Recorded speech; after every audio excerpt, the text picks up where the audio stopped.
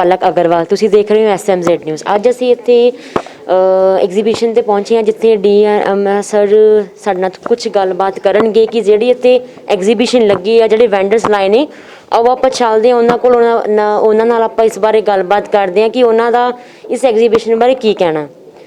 नमस्कार sir. Sir, जो आपने यहाँ पे वेंडर लगाया है, जो एग्जीबिशन लगाई है, इसका मुख्य कारण क्या है? आप मतलब इसकी एग्जीबिशन लगाने के आपका मेन मकसद क्या था? जैसा कि आपको बताया कि भारतीय रेल एक बहुत ही कॉम्प्लेक्स इंजीनियरिंग ऑर्गेनाइजेशन है, जिसमें कि हम लोग खुद अपने इंजनों का, कोच का, वैगन का निर्माण भी करते हैं और रखरखाव भी करते हैं। तो जब भी आप इस प्रकार के कार्यों में संलिप्त होते हैं तो आपको उसके छोटे मोटे स्पेयर पार्ट्स की ज़रूरत पड़ती रहती है। आम आदमी की दिशा के लिए वो spare part off the shelf मिल जाता है और इसलिए आपको उसकी आवश्यकता नहीं महसूस होती है, पर ये एक बहुत ही कॉम्प्लेक्स सिस्टम है। तो इसके जो स्पेयर पार्ट्स हैं वो इतनी आसानी से नहीं मिलते हैं, और जो इस पार्ट्स लेने भी हैं उसकी गुणवत्ता पर पूरा ध्यान रखना पड़ता है, क्योंकि एक छोटा सा भी पार्ट यदि कहीं गड़बड़ हो जाएगा तो पूरे की पूरी सिस्टम खराब होता है और उसमें हजारों आदमियों की ज़िंदगी का सवाल होता है। तो इसलिए हम लोगों के जो प्रोक्योरमेंट है वो बहुत ही अप्रूव्ड वेंडर के ही थ्रू किया जाता है। तो अप्रूव्ड वेंडर हमारे पास कम है, उसकी वजह से हमें अपने प्रोडक्ट को समय पर लेने में और कम लागत में लेने में असुविधा का सामना करना पड़ता है।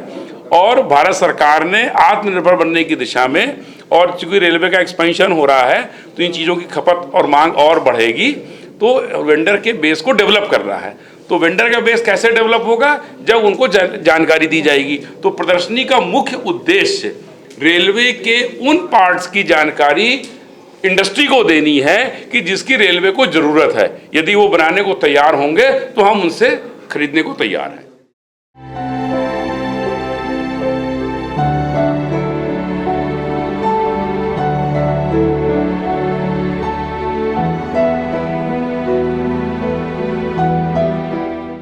इंडस्ट्री अगर आप कभी जाएंगे तो उन्हें सबसे बड़ी पहली चीज़ जो देखते हैं कि मार्केट कहाँ है।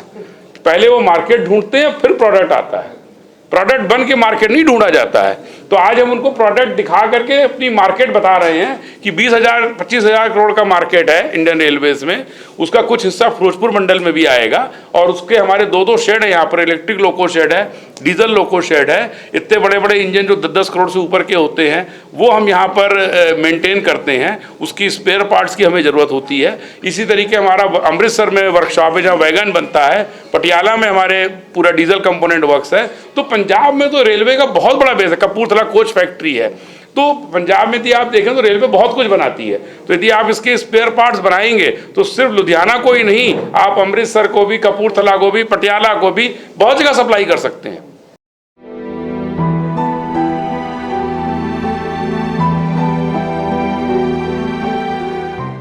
ਤੁਹਾਨੂੰ ਉਰੇ ਆ ਕੇ ਮਤਲਬ ਕਿਹੋ ਜਿਹਾ ਲੱਗ ਰਿਹਾ ਵਾ? ਏਡੀ ਵੱਡੀ ਮਾਰਕੀਟ ਲਾਈ ਇਹਨਾਂ ਨੇ, ਐਗਜ਼ੀਬਿਸ਼ਨ ਇੰਨੀ ਸੋਹਣੀ ਲਾਈ ਹੈ, ਵੈਂਡਰ ਲਾਏ ਉਰੇ, ਅਲੱਗ-ਅਲੱਗ ਚੀਜ਼ਾਂ ਲੱਗੀਆਂ ਨੇ, ਵੈਂਡਰਸ ਲੱਗੇ ਹੋਏ ਨੇ, ਮਤਲਬ ਕਿਵੇਂ ਦਾ ਲੱਗ ਰਿਹਾ ਤੁਹਾਨੂੰ? ਪੋਜ਼ਿਟਿਵਿਟੀ ਆ ਰਹੀ ਹੈ? ਚੰਗਾ, ਮਤਲਬ ਕੀ ਤੁਸੀਂ ਕਹਿਣਾ ਚਾਹੋਗੇ, ਕੀ ਮਹਿਸੂਸ ਕਰ ਰਹੇ ਹੋ ਇੱਥੇ ਆ ਕੇ? ਤੁਹਾਨੂੰ ਕੀ ਲੱਗਦਾ ਵੀ ਸੈਂਟਰ ਗਵਰਨਮੈਂਟ ਵੱਲੋਂ ਤੁਹਾਨੂੰ ਕਿੰਨਾ ਕੁ ਫਾਇਦਾ ਮਿਲੂਗਾ?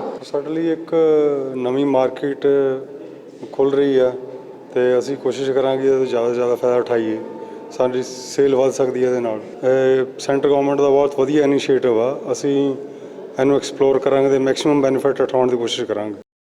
ਲੁਧਿਆਣਾ ਤੋਂ ਕੈਮਰਾਮੈਨ ਅਭਿਸ਼ੇਕ ਜਲੋਟਾ ਦੇ ਨਾਲ ਪਲਕ ਅਗਰਵਾਲ ਦੀ ਰਿਪੋਰਟ।